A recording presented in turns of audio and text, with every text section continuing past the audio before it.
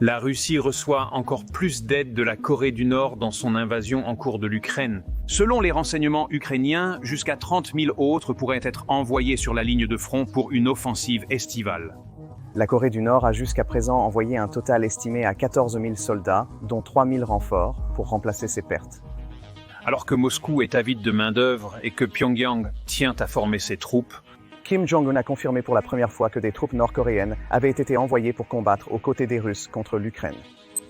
Selon les services de renseignement ukrainiens, la Corée du Nord s'apprête à envoyer jusqu'à 30 000 soldats supplémentaires pour soutenir la Russie dans la guerre en Ukraine.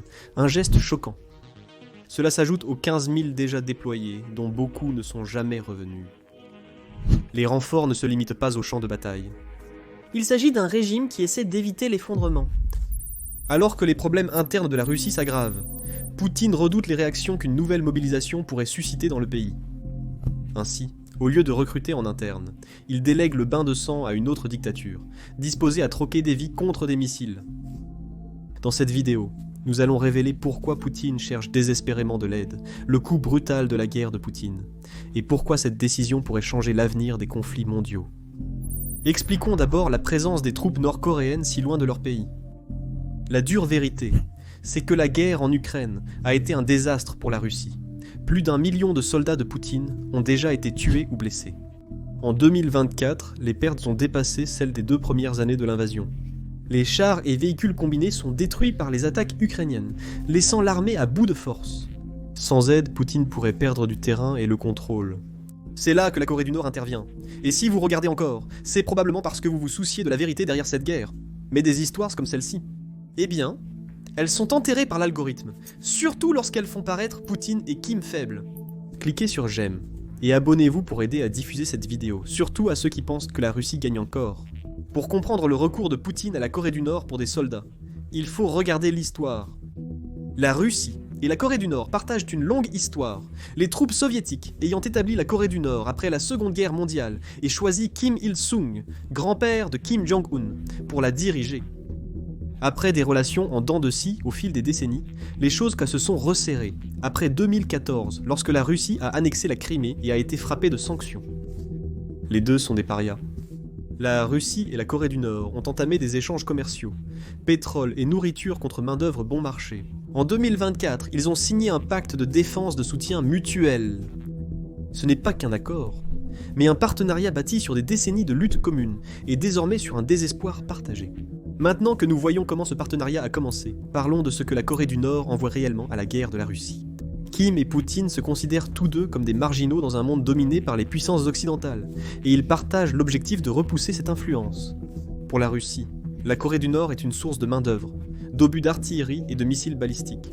La Russie offre à la Corée du Nord des technologies avancées, du pétrole, et éventuellement une opportunité d'assouplir certaines sanctions internationales. Cette situation profite aux deux dirigeants, isolés sur la scène internationale. Mais cette alliance ne se limite pas aux aspects des pratiques, tels que les troupes et les armes. C'est aussi un moyen de transmettre un message. En s'alliant, Poutine et Kim montrent au monde qu'ils ne sont pas seuls, même si la plupart des pays condamnent leurs actions. Ils construisent une sorte de club anti-occidental où ils peuvent se soutenir mutuellement et narguer les États-Unis, l'Europe et leurs alliés.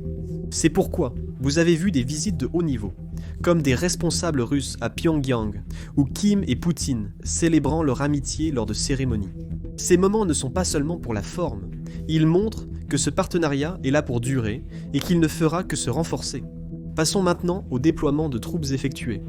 Depuis la fin de l'année 2024, Kim Jong-un a envoyé des milliers de soldats en Russie, avec des estimations allant de 11 000 à 15 000 soldats. Ces soldats sont déployés dans de véritables combats, notamment dans la région de Koursk, où la Russie tente de repousser les forces ukrainiennes. D'autres effectuent aussi des missions de soutien, comme bâtir des fortifications ou gérer la logistique pour appuyer les lignes russes fragilisées. L'annonce de 30 000 soldats supplémentaires représente une escalade majeure d'un problème préexistant. C'est presque 3 fois plus que le nombre déjà envoyé, montrant que la Russie compte énormément sur ce partenariat. L'efficacité de ces troupes pour changer le cours de la guerre reste floue. Des experts pensent que les soldats nord-coréens pourraient aider la Russie en augmentant le nombre de combattants sur le front.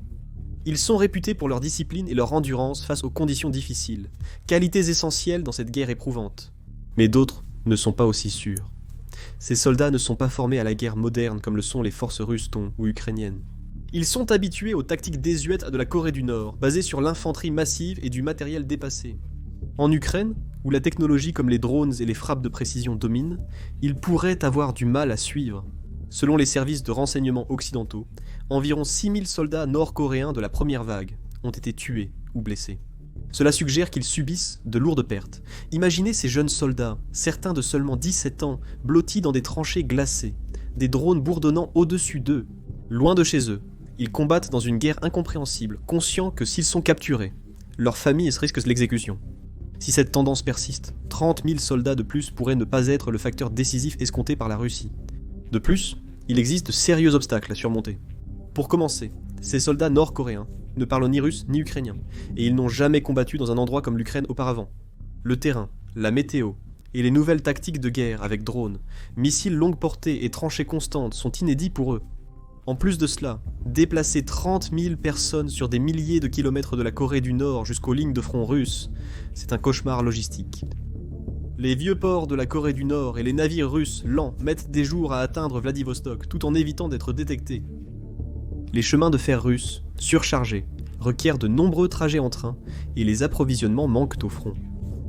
Des Nord-Coréens fouillaillent pour survivre, montrant les difficultés de Poutine. Donc, si Poutine compte sur la Corée du Nord, pourquoi ne mobilise-t-il pas simplement davantage de Russes ?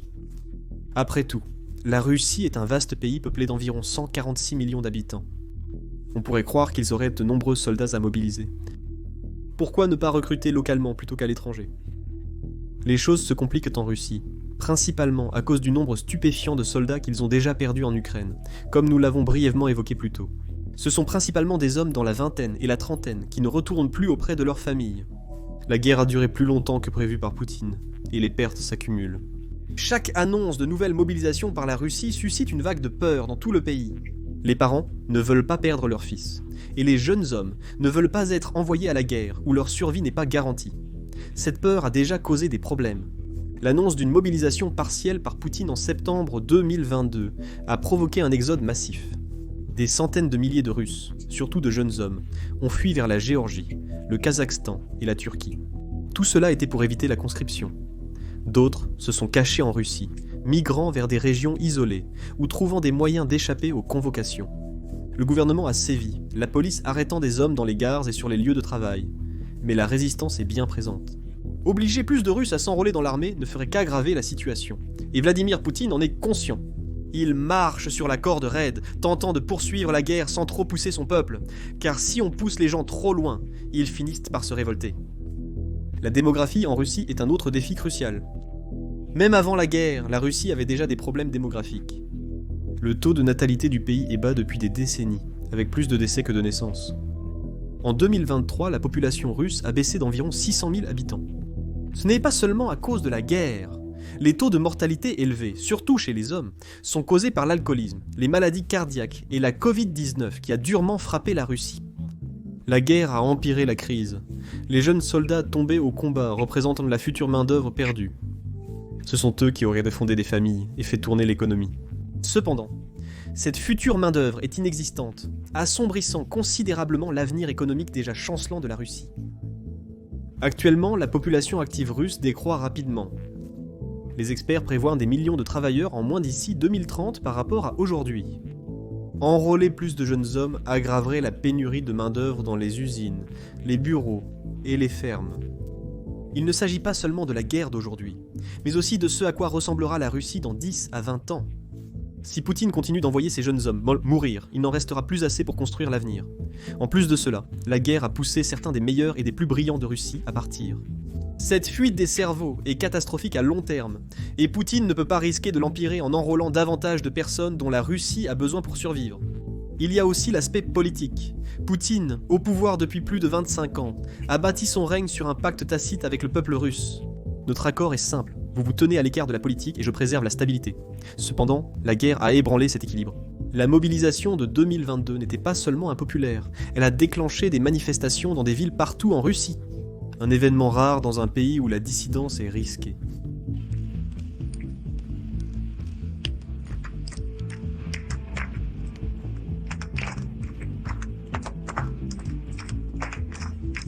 Les gens étaient en colère.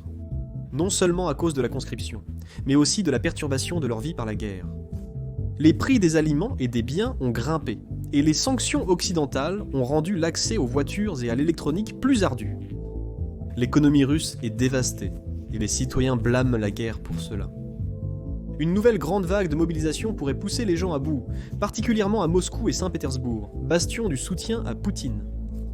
Pour éviter cela, Poutine a été malin jusqu'à présent dans le choix des personnes qu'il envoie au front. Ils se sont concentrés sur le recrutement dans les régions pauvres, notamment celles habitées par des minorités ethniques, plutôt que dans les zones urbaines riches. Des régions comme le Daghestan, la Tchétchénie et la Sibérie ont fourni beaucoup de soldats, tandis que des villes comme Moscou ont été en grande partie épargnées. Ce n'est pas un hasard. Les Russes ethniques, surtout dans les grandes villes, constituent la base politique principale de Poutine. S'ils commencent à enrôler massivement leurs fils, cela pourrait les retourner contre lui. Pendant ce temps, les groupes minoritaires et ruraux ont moins de poids politique, donc leurs plaintes ont moins d'importance.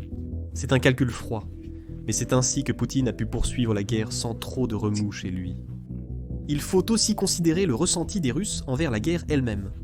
Initialement, beaucoup croyaient en la version du gouvernement d'une opération rapide pour protéger les intérêts russes. Mais après 3 ans, sans fin en vue, et avec des corps qui rentrent au pays, cette histoire commence à s'essouffler. Il est difficile de faire confiance aux sondages en Russie parce que les gens ont peur de s'exprimer. Cependant, des sondages indépendants, en 2023, 2024, indiquent qu'environ 50% des citoyens soutiennent toujours la guerre. L'autre moitié y est opposée ou lassée.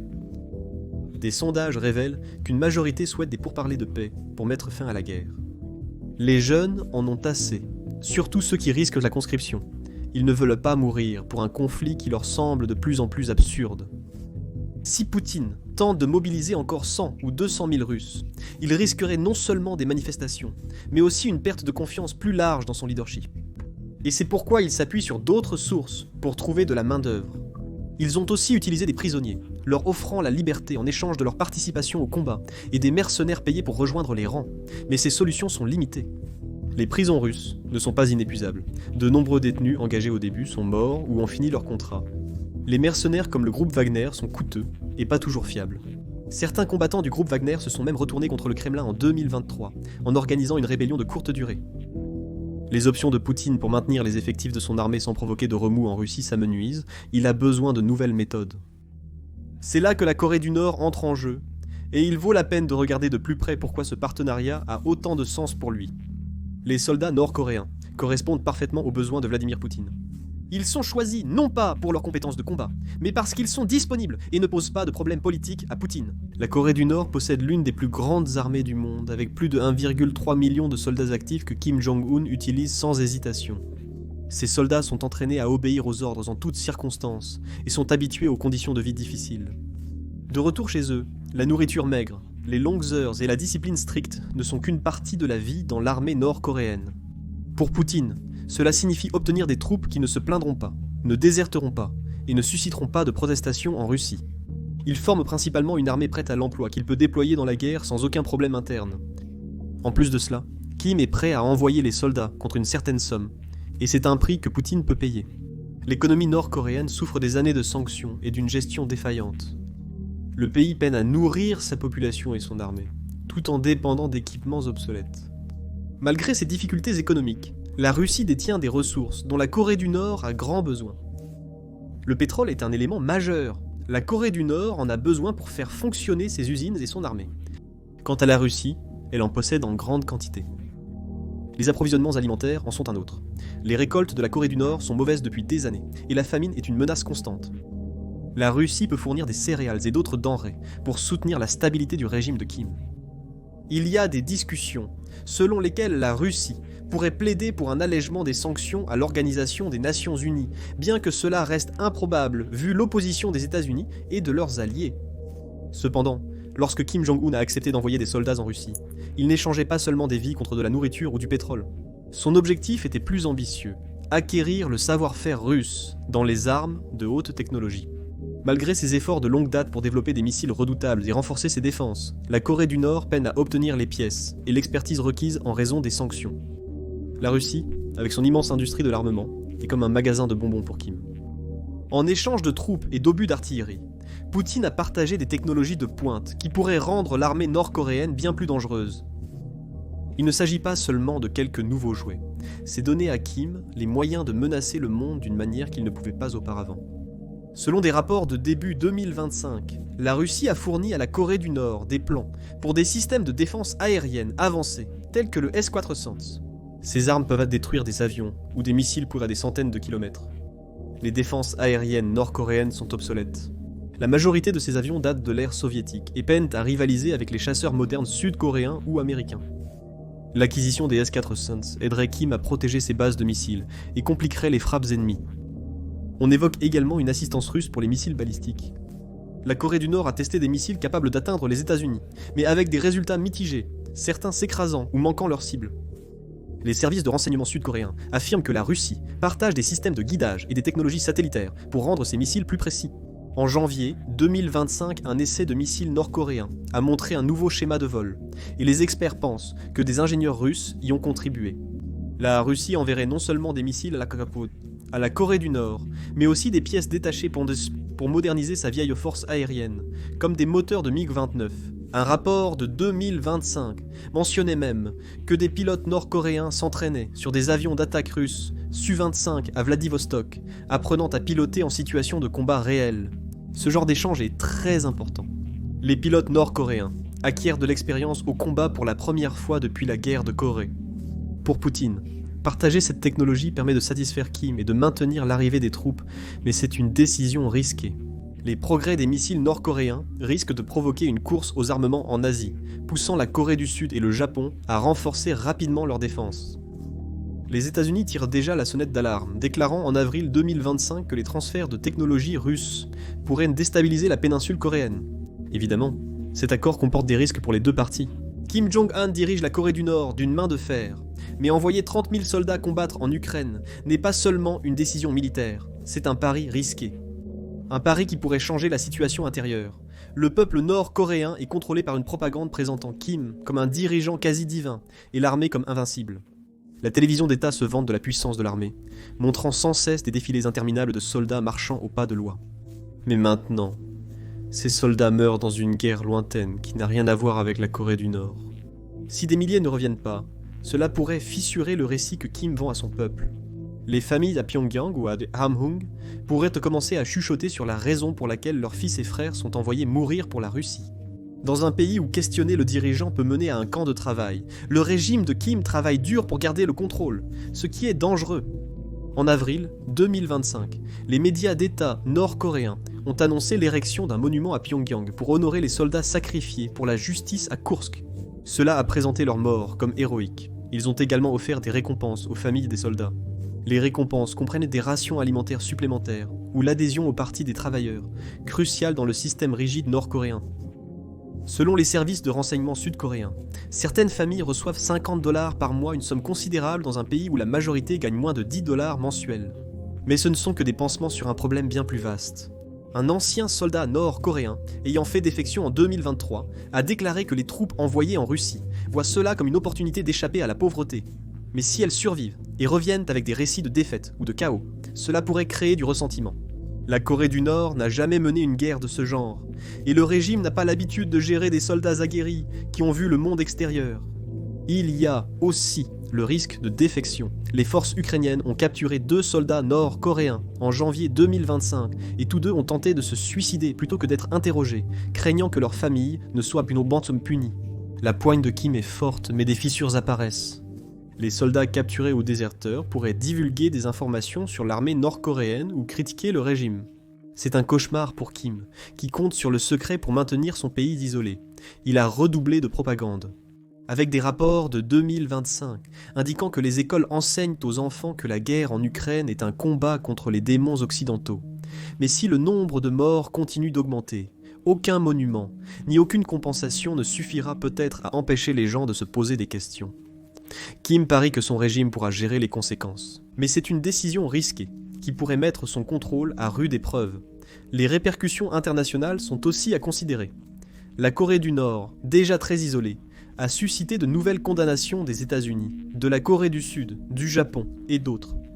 De nouvelles sanctions pourraient la frapper durement son économie, rendant plus difficile pour Kim de nourrir son peuple et d'équiper son armée. Kim pense que les récompenses l'emportent sur les risques et mise sur des liens plus étroits avec la Russie pour renforcer son régime. Mais l'Ukraine riposte intelligemment, transformant cette alliance en handicap. Il s'adapte rapidement, avec des tactiques astucieuses pour empêcher ces nouveaux combattants de faire pencher la balance. Les troupes nord-coréennes sont disciplinées et agressives, mais pas accoutumées aux champs de bataille high-tech ukrainiens. Les drones, les frappes de précision et la guerre électronique ont révélé leurs faiblesses. En mars 2025, les forces spéciales ukrainiennes ont fait exploser un dépôt de munitions russes à Koursk, rempli d'obus nord-coréens. 90% des armes ont disparu en une seule frappe.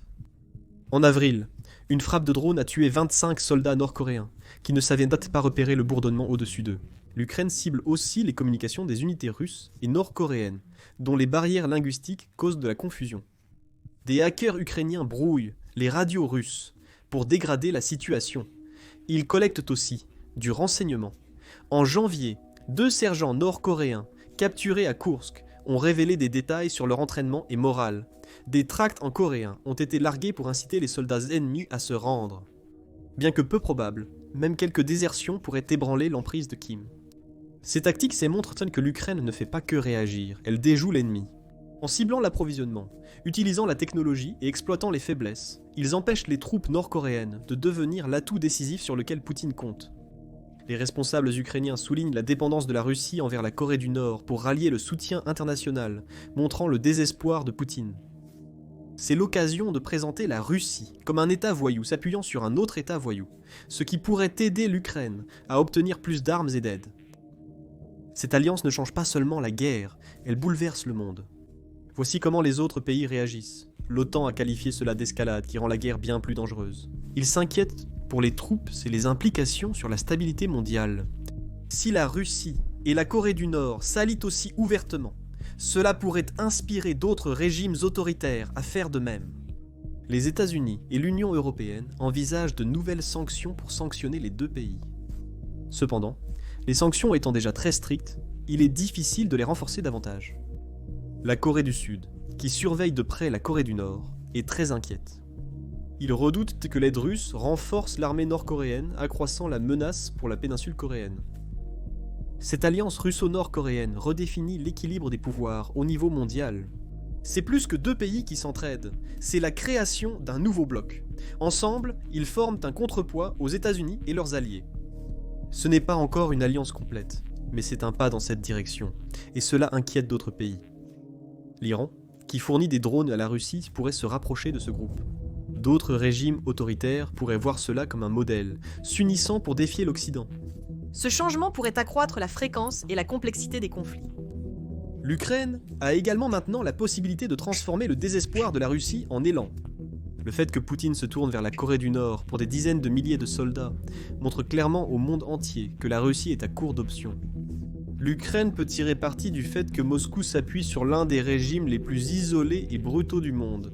Cela peut inciter ses alliés à s'engager davantage. Et ils l'ont déjà fait. L'Europe et le Canada ont promis plus de 35 milliards d'euros d'aide militaire rien que cette année, avec près de 50 pays envoyant des armes, de la formation et du soutien. Avec la Corée du Nord impliquée, des pays comme la Corée du Sud réévaluent leur position. De nouveaux partenaires pourraient être plus enclins à envoyer des armes et même du personnel.